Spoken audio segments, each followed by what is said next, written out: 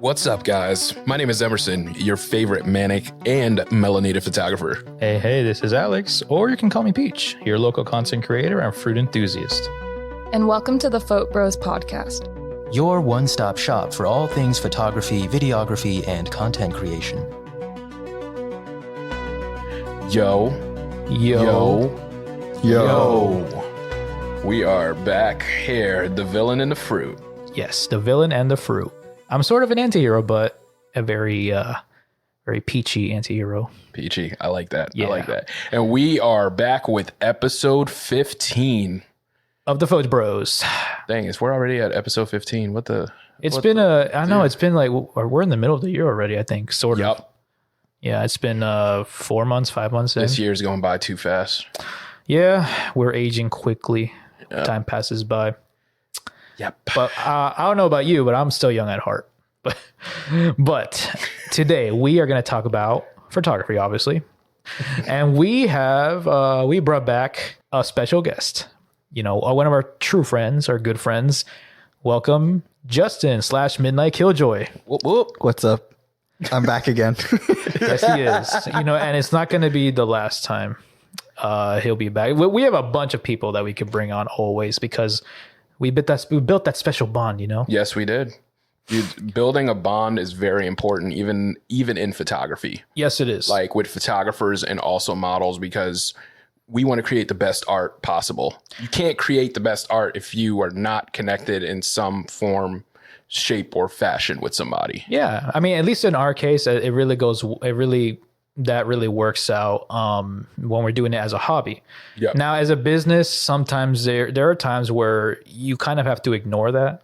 Yeah, exactly. Yeah, because you're doing it for the money. Very true. Yeah. And then you could build the bond if you want to. That's your choice. I don't do it for the money, though. True that. I do this because I just love art. I love creating. Same. Don't we all? Yeah, I'm never going to do this for money. I mean, if I'm being honest, I just have too much fun doing it just as a hobby. True. And shout outs to my day job because they're keeping a roof over my head.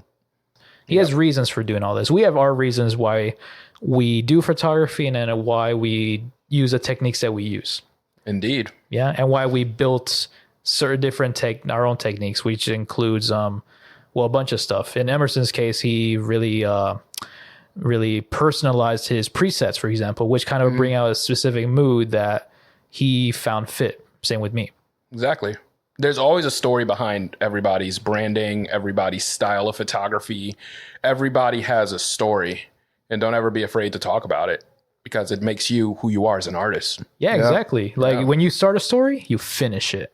You know, you've always finish your story. Shout out to Cody Rhodes. Yes. The American Nightmare. If you watch WWE, then you'll know what we're talking about. If you don't, then I suggest you I don't watch WWE. You do or don't? Don't. Watch WrestleMania 40 Night 2. Yeah. 40 Night 2? Yeah. What an epic. Let me write that down. I literally had adrenaline. I had happy tears running down my face. My wife was just kind of looking at me like, really? Oh, really? I was like, you don't understand. See, you cried. Yeah, I cried. But my whole body was crying. I was full of sweat. Because I thought it was going to be a different outcome. So, oh my God, I was bawling my eyes out, man. That was a special moment. So, like I mentioned before, we're going to start small. So, presets, right? Now, I have my own, but I do want to admit there.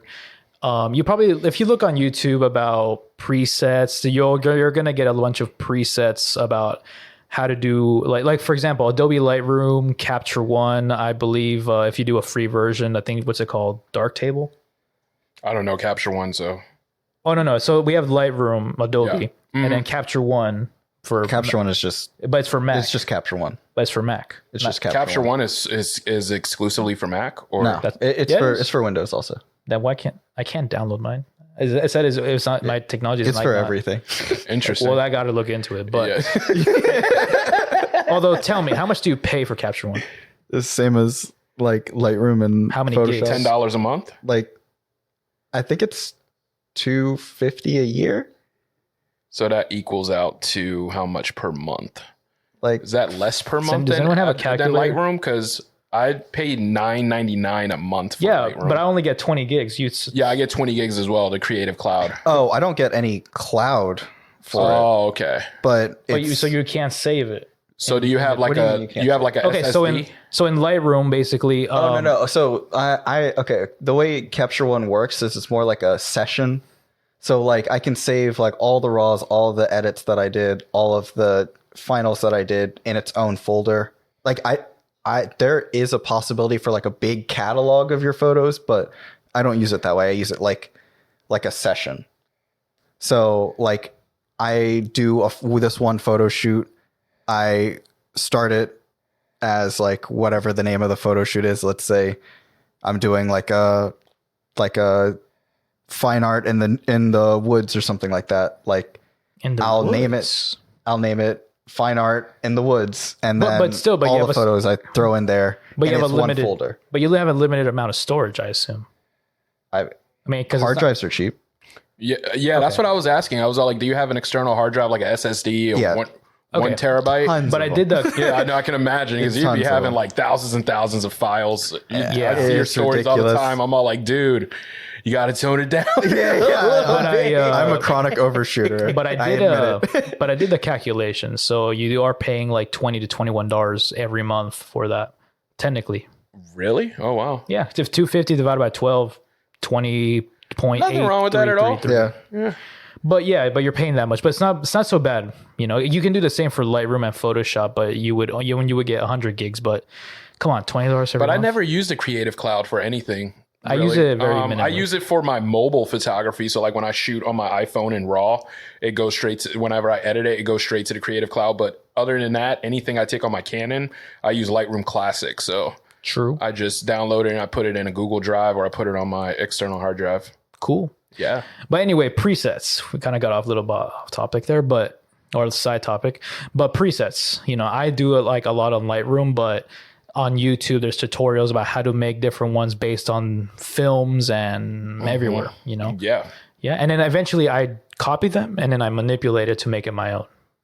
Right. And then well, I do the same thing as you do, but you really took your time to. I take my time. I go through every aspect from the color panel to the split toning when it comes to midtones. Color grading, yeah. Yeah, too. color grading is my major. favorite. That's how you really set yourself apart from everybody. But also like when I'm retweaking my presets, I'm usually focused on the contrast, highlights, and shadows because my color grade, I've already established that color grade for all of my stuff. But as for feeling with my photos, I want to change it up a little bit. So like I'll just play around with the highlights, the shadows, the whites, the blacks, everything like that. True that. And so, but that's just talking presets, right? So our point, at least the one I was making, was that that's just one example of personalizing your style. You know, there's a whole process to it. Yep. So, Justin, tell us your process. Like maybe like not only the photography, but also editing, but maybe even in like your whatever is you're thinking, because there's a thinking process to all this, right? Prior to the shoot, a shoot, and then there's the way you do it during the shoot, and then afterwards when you're editing, because you want to bring a certain specific vibe out. Yeah. So first off, it all depends on the vibe of the photo shoot. Like if I'm doing something vintage, usually to a shoot, I'll try and bring two cameras, one usually a film camera and the other one my trusty Nikon Z6 II that I'd take everywhere pretty much. So it's usually two, and the film camera is like whatever vibe I want. Like I have my old Yashica FX3 Super 2000. Yeah. That thing I got for like $50. Wow. But like literally like, so the lenses that go with it are the Contact Zeiss Yashica line, whatever. Nerdy stuff. But those are my old school, like fashion lenses, I guess you could say. Nice. Like what Fashion you would lenses. see like on like a Hasselblad or like those other like more expensive cameras. Yeah. They was using the same glass from the same factories. So Nice. that's what I do if I wanted to do something vintage. But I have also like my Canon AE1 program, another film camera. That one you can buy for, you could probably find it for $20 or $200. It depends on the condition. But the FD lenses on those are more like 90s style, like a little bit sharper. They're more commercial. Like, so yeah, it depends on the vibe of the shoot. But I bring my Nikon because that's the main camera, and then the film camera is the accent. And generally, I try to wait, if I shoot film, for the film to get developed before I start editing, because I want to make it look just like it was shot on that film stock at that day.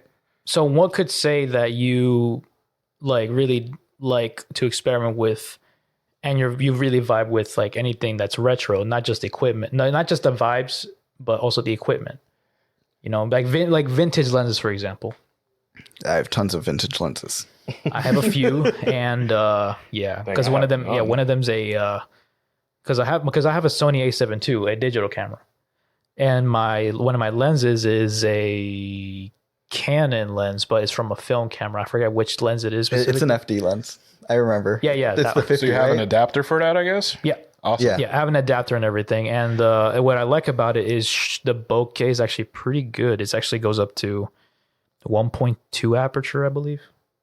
Yeah, and then I took a shot of one of my friends, Erica, and basically she's in the center, not sharpened, but and then the back is so blurred out, like it's just, I don't know, like even really blurred out, and she's the sole focus of the photo, and then I'm like, wow. I stared at that picture for a long time because I'm like, I cannot believe this lens did this, you know. And then like that's just me experimenting right there. But you do it as a experimenting, but also just like you, if you could I guarantee this guy has a bunch of vintage lenses. Yes, a lot. So the FD is what you're talking about. You have a Canon FD lens, so like a lot of what I wanted to do when I first started, before I had even taken a photo of somebody, was try and recreate some of my favorite like magazine shots from back in the 70s, from the 80s, 90s. Oh, that's pretty good. Like growing up, like my dad always had all these magazines that he kept, and he would show me like certain things like as a kid. And so like I always had that kind of in the back of my mind, that those looks of way back then. But I never, like going through YouTube Academy, I didn't really see the look unless I saw somebody shooting film.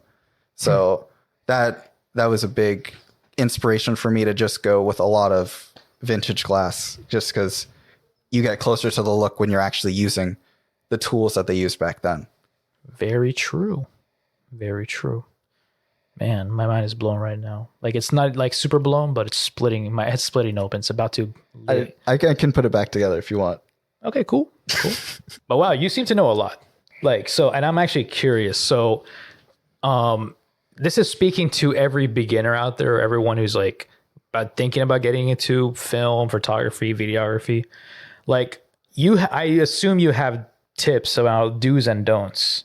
Absolutely. Okay. So I have a lot of fails. I have a lot of money spent on things that I absolutely did not need. Guarantee when he talks about it, we're going to start spilling too, because we have do's and don'ts. Yeah, I'm selling a bunch of stuff. So and I don't know if you're checking out my stories, but I'll be posting some stuff that I'm selling just because I thought I needed it, just because somebody told me I needed it, and I don't. I might check my. I might look into my wallet, see if I got enough.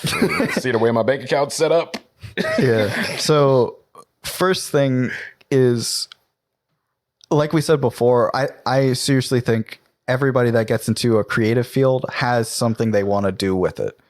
And getting the closest to that thing as fast as possible, I think, is the best way. And not doing the, you need to get this before you can do this. Because most of the time, there's a direct way to exactly what you want. So saying that, I started with a pretty modern camera, like, decent glass, like all of these other things that weren't exactly what I wanted. But over time, I ended up just using a lot more of my older stuff because that's originally what I wanted to do. So one camera that's good, reliable, maybe weather sealed or something, or just something that that wasn't just like, yeah, actually I've used cameras that were like thrown away before, but that's a different story. Something good and one lens to start off with. And that's always good. I mean, like you shouldn't, because I did meet someone who made a mistake of like getting into photography, but then they have the body, but then they bought like 3 lenses at the same time. Yeah, no. One lens, because when I started, I think I said this on the previous podcast, but most of my gear I bought before I even took a photo of somebody, and I didn't know how to use an 85. I didn't know how to use a wide angle. I didn't know how to use like a normal lens, like a 50. Like I didn't know how to use any of those. Were these manual or autofocus? Autofocus. Okay. Yeah. Okay. Yeah, I started with autofocus, and then I bought the vintage glass later because that's what I really wanted to do. But okay, makes sense. Yeah. So learn one lens. Once you learn that one lens, it doesn't matter if it's wide angle, normal lens, or telephoto, any of those. Once you learn that one lens, all your possibilities like show up, because you'll start to see the images you want to create or what you need to change in order to create those images.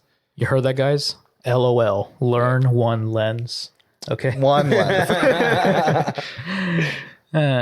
But yeah, LOL. Yeah, that's a big thing. And like lighting, don't buy any lighting until you learn natural light. Like natural light, oh, big time. the way that the sun works, the way that it bounces off of things. That was my mistake. The sun is the biggest light source you'll ever get. So use it. Yeah, I actually, and it's free, because I had AliExpress at the time, and then not AliExpress. I know I bought one of those small square color lights, which was pretty helpful, but I tried to master that before natural lighting, and then I looked outside one day, and I'm like, oh, this ray of sunshine during sunset. I'm like, I really look so cinematic. Why did I do this? I'm such an idiot. A lot of the things in like films and like in magazines and stuff are based on what people see in real life. So people are emulating what they see, those beautiful moments, like in their regular day-to-day lives, just doing whatever. Yeah. I'm not gonna bash artificial lighting because it's really good, but I love artificial light. But there can be natural light is always better, but don't tell me that. I'm a natural light guy, so no, yeah, I stand by natural light all day, every day. No, that's true. Emerson's like does a lot of natural light, although he's done artificial lighting, but very minimally. Yeah, I'm really going to dive into it probably this summer. I'm going to get more studio time in a little bit. True. Shout out to my boy Donald Gray. He gave me some alien bees, so I can't wait to work with those. I can't wait to see you work with them too. Yeah, man. Shout out to the Donald. Yeah. The one and only Donald Gray. Follow him on Instagram at @followdon. He's an awesome guy. Yeah. But yeah, artificial lighting, really cool. But regarding artificial lighting, is there do's and don'ts about artificial lighting?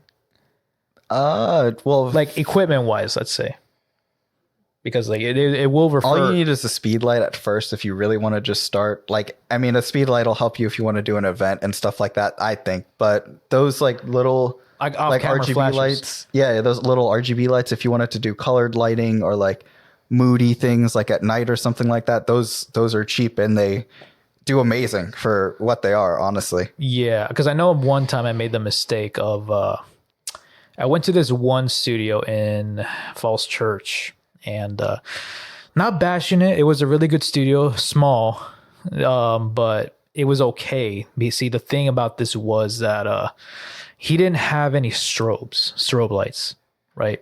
I'll continue. Was there any like daylight coming in or any natural light? There was no windows. What? And he had no strobe lights, right? And the only lights available he had were, and he had not a cyclorama, but he had a like backgrounds you can choose, like colors, red, white, the paper, pulling down the paper. And so he didn't have any strobes, but he did have. It looked like strobes, but when you look into it, they're all LED lights. So it was like continuous. Yeah, all continuous. And then my mistake was, I'll stick with that. Now, the thing about this was, I'm pretty sure it was my mistake, but every time I tried to take a photo, they all it wasn't that sharp because the lighting was so low, even though I put it to the brightest. But what? Yeah, I don't know if it was my camera, if it was the fact that it was just LED lights doing this, but yeah, I tried and that was a failure. So Yeah. Lesson learned. Yeah, no, lesson Yeah. learned. Yeah. But I mean, I have my off-camera flash, and then if I go to a studio, I'll use their strobe, and then I still have yet to get my own. But like, like lucky for this guy to get alien bees, because alien bees are pretty good. You combine that with an umbrella. Nice. Because I've done Can't wait to that. put some gels on there too. Gels too. Yep, gels, color Really lighting. into gels lately. Yeah. And then yeah, so I have that. I mean, I have gels for my off-camera flash, and I can use a trigger and receiver to do it. Yeah. But there's also but I also have my LED lights. I have my Yeah, that's your signature, right? Those LED lights. Yeah. That's the LED, the stick light. I have my magenta. square ones. Yeah, that I magenta. have my shout out to Justin for this, but I have my Amaran 150C along with the Fresnel that I got, and yeah, I have yet to use them like long term, but I've used them for a few projects and actually turn out really well. So, and artificial lighting, there is just chef kiss. Amazing. Yeah. Yeah. So, going back, I think one good thing to note on that is if you can learn how the lighting looks natural light, or how to make that same studio light you want to look with natural light, the studio is easy. Like Emerson says he's done only a little bit of studio work, but this man cooks. Like he knows immediately what type of Let him lighting. cook, guys. like literally, like you see him show up and he's just like, "Oh, I want this to do over here," and I'm like, "Man, this guy hasn't like touched a like strobe or a continuous light, and he's just like doing it." Like I it's like to try instinctual. new things. I mean, I don't sit there and just say like, oh, I can't do this. I'm all like, let me just do it. And I just take action and just experiment with different things. And when I find that one location for that strobe where I like it, I just keep working with it. Yeah. Keep working with it. Shia LaBeouf, just Do it. Just do it. but yeah, but you gotta do it. So, Do it right. a lot of people talk about golden hour for being a great time to do photography. I don't think I've ever done a golden hour Here's shoot. the interesting about I was about to say, yeah. Here's the interesting about that. Actually, I do like golden hour, but I also like blue hour. Yes, I love blue. However, Oh, it's damn. I was gonna bring but that it's up. tricky. but it's very tricky. If you don't have the right camera with the right ISO, it's not gonna turn out right. Because you have to like bump that ISO up. Yeah, and if you, You I mean, only need to like 800. well, yeah, but my DSLR that I had, because it was very old, and in the Yeah, past, true. like it only went up to 3200, and it sucked. It was so noisy when you took a shot. Yeah. And even when I tried to get rid of the noise, it was still it there. still looks weird. Yeah. So get that. so my Sony now, at least it's more, the limitations are a bit, I can go more, Yeah. but still, when you shoot blue hour, you only have like probably 30 minutes. Yeah. 30 minutes. 30 minutes maximum before it's You better black. put that on high speed continuous plus. Just- Yeah, but I also don't want to put the aperture way up but like I keep it at 4.5 if I have to.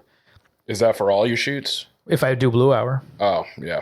But and then with the shutter speed, I guess it depends what the aperture is, but yeah. So there's that. But I love blue hour. I'm falling in love with this slowly. But golden hour is pretty good. I did a golden hour shoot in Georgetown, not recently, like a year ago or two. Oh, nice. It was pretty good. And, That's still on my bucket list to do a Georgetown shoot. yeah, it was good. The thing is, like, well, I guess it depends where you go. Where So I was going where to did do you go? like the underpass over there. And okay, Yeah. okay. I didn't. I shoot like the hill. Great. The hill. Yeah, that I goes didn't. up. Yeah. I didn't shoot at the underpass per se, right? Okay. But I parked there. The thing is, first of all, like, I mean, this is pretty much everywhere. But obviously, the moment you get out of that parking place, it's gonna smell like shit and piss. It's Georgetown, right? And I couldn't withstand the smell. I couldn't shoot at that place, which is under the underpass. Yeah, but eventually I'll deal with it, right? And then me and the model decide to walk up into forget the name. I think what was it called? What was that park called? the waterfront. No, it's well, sort of. It's actually right up close to the Exorcist steps. It's that like I know what you're talking about. Yeah, I know what you're talking about. you know that monument with the columns and there's like a vines all over surrounding it. I don't know the name of it though. I've driven past it before. Yeah, it was called the Patrick Henry Memorial or something. I think no, Francis Scott Key or Patrick Henry. I think it was Francis Scott Key something. No, okay. Well, basically, yeah, we did there, but there. Let's just say there were some weirdos surrounding the area. That's just DC. That is DC in general, right? But my last thing I wanted was for like the model to feel uncomfortable. Exactly. So I had to do as much as possible. Yeah. And eventually the lighting was at a good angle where I was able to take some good shots. Awesome. And she was wearing the most amazing goddess-like dress. It was like a white unitard and then with like a silky gown type thing at the back. And she has some good heels and yeah. Fire. So shout out to Jennifer for that because that was pretty great. Fire. And which I will show you guys the results later, but it turned out pretty well. So now would I do it again after some planning? Yes, because I didn't really do much planning for that. Yeah. But maybe next time I'll either do the underpass or near the canal. I really want to shoot. There's on a those, place in there's a place where there's bridges you can cross to canal. Mm-hmm. But if I wanted to shoot down there. Yeah. Because there's sometimes just go cool graffiti. Other times it's just the bridge itself. Other times it's just like the walkway and all that. Georgetown's so beautiful, but I cannot afford to live out there. Free to visit. What'd you say? What? It's free to visit. Oh, I heard Freudism. I'm like, what's Freudism? But yeah, freedom. I believe that's what you said. Yeah, freedom. Freedom. Shout outs to freedom. Shout outs to freedom. Shout out to Braveheart for yelling freedom. Shout outs to Martin Luther King for granting me and Justin our freedom. And me too. For those who don't know, I am also a guy with some color. Yeah, gave Peach. Yeah, if you guys were the only ones who gained freedom, I don't know where me and producer Shane would be. We would be somewhere. Wow. It's fine. Go ahead, laugh. I'm just here flabbergasted because, like, shout out to you guys for freedom. Like, I have freedom too. Where am I? I can't breathe. Damn. It's that sweater. That's what it is. Are you guys done? Yes, we're done. Okay, good. Now what do we talk about?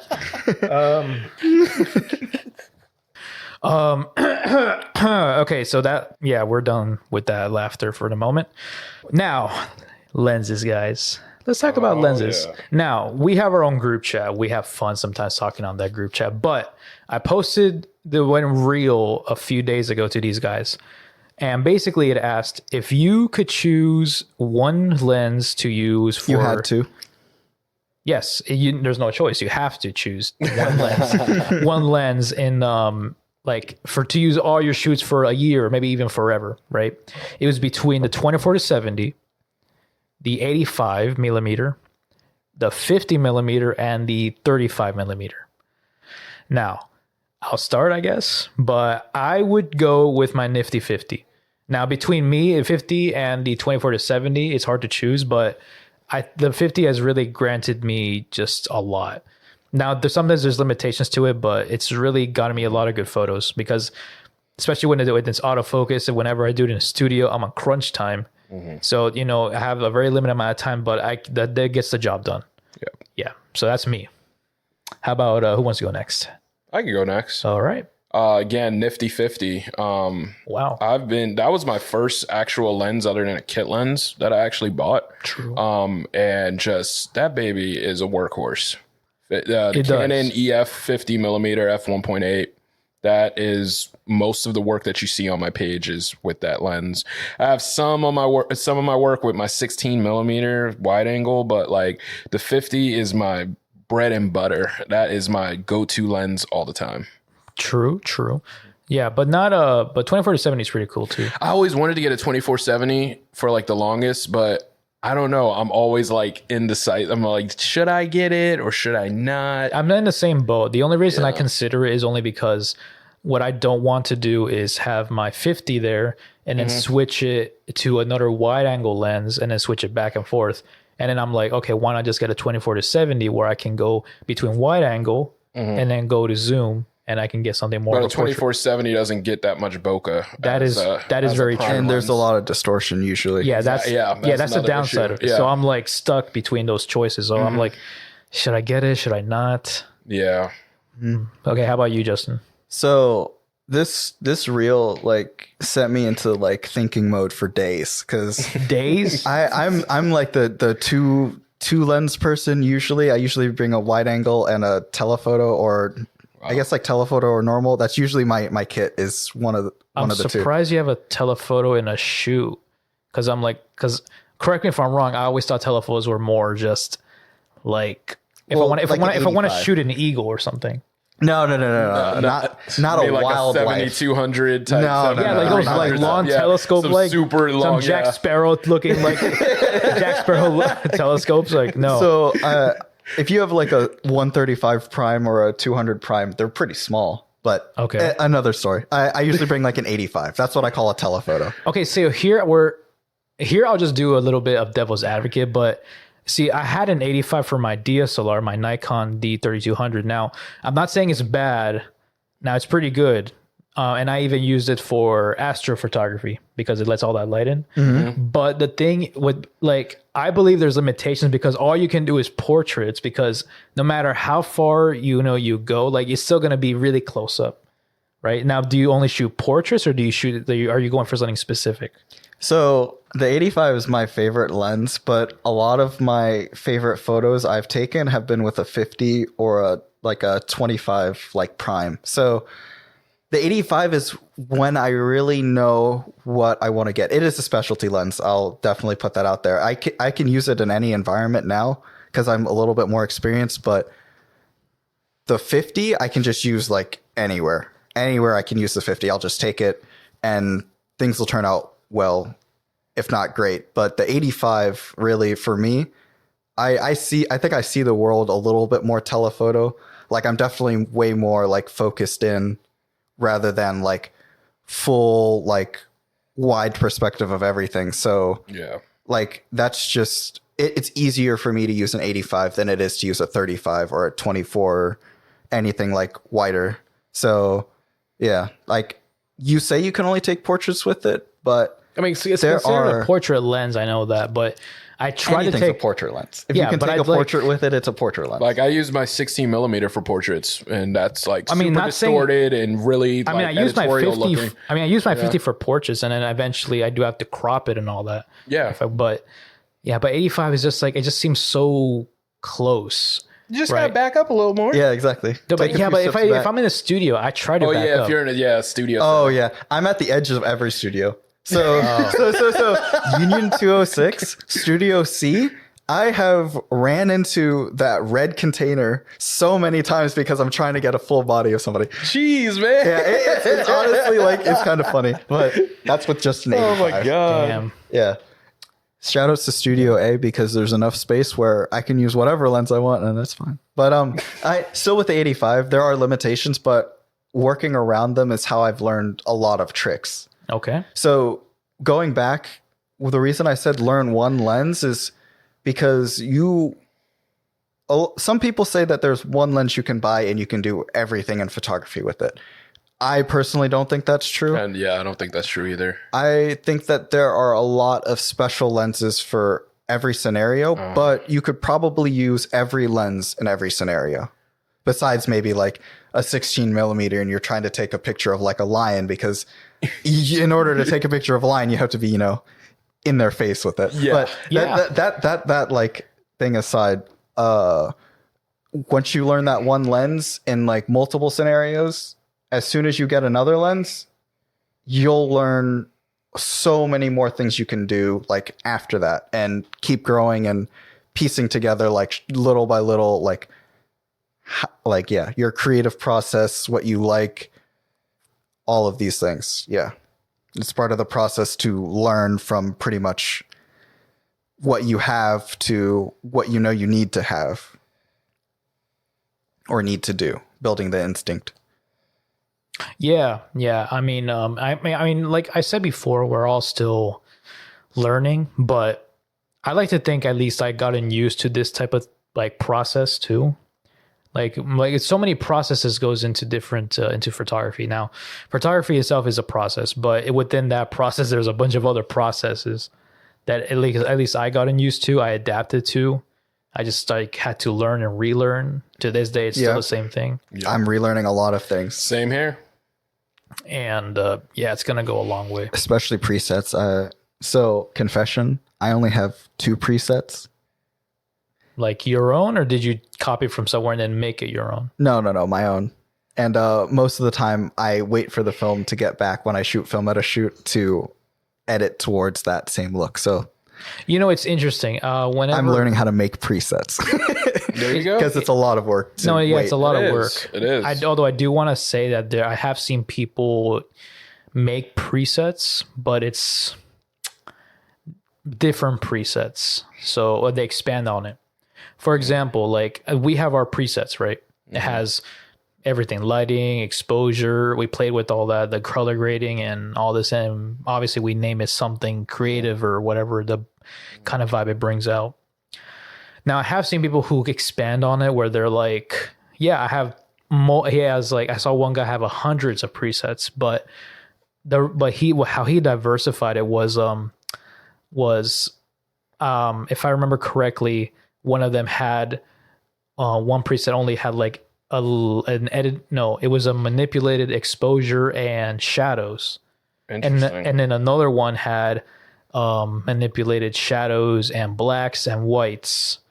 So, and then each one specific to one, little thing. Yeah. And I'm like, that's interesting. He really just expanded it like that much. Yeah. Yeah. I didn't even know there are people who do that, but there are. Yeah. One note on that, something I've been learning is, so I've used my Nikon for like probably a year and a half.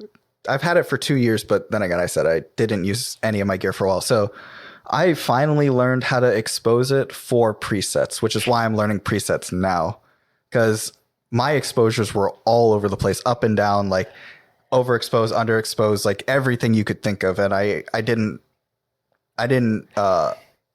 learn to shoot for the edit yet, but now I've started to do that, and it's sped up everything like immensely. Like I can do so much more, so much faster, just because I exposed properly for what I know I'm going to edit it to. True that. Yeah. So those like exposure up and down, or like the highlight shadows, I'll have those consistent while I take the photo, so that I know later in post I can just pop on that 1 or 2 presets that I have, so that it'll like give me that look already. There you go. True. Just in one click. Yep. And so since we're talking about gear, like, do you have a good memory of what you bring to your shoot? So usually 2 cameras, 1 wide angle, 1 telephoto. And if I bring a film camera, I have an adapter for my mirrorless camera, so that I could use whatever lens I was using on the film camera on the digital camera, which is really great, actually. Shout outs to the Nikon 85mm 1.8D. I've gotten a lot of amazing photos out of that one like $120 lens, and I don't know if I'll ever give it up. So yeah, that thing is amazing for the price, and I wish I bought it earlier, but I didn't know it was so good because it was so cheap. Wow. So yeah. I'm curious. How about you? What do you bring in your back? What's in your photography backpack? I mean, I have like a Polaroid style camera with me just for like some effect.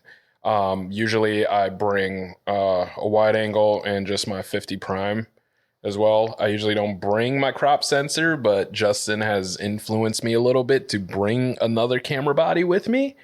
So I might just bring my T7i with me. That's the camera I got started on when it came to photography. So, but usually I try to pack light. Sometimes I have my haze spray. I bring some olive oil spray if for a little bit of effect, if I'm doing like a bikini shoot or something like that.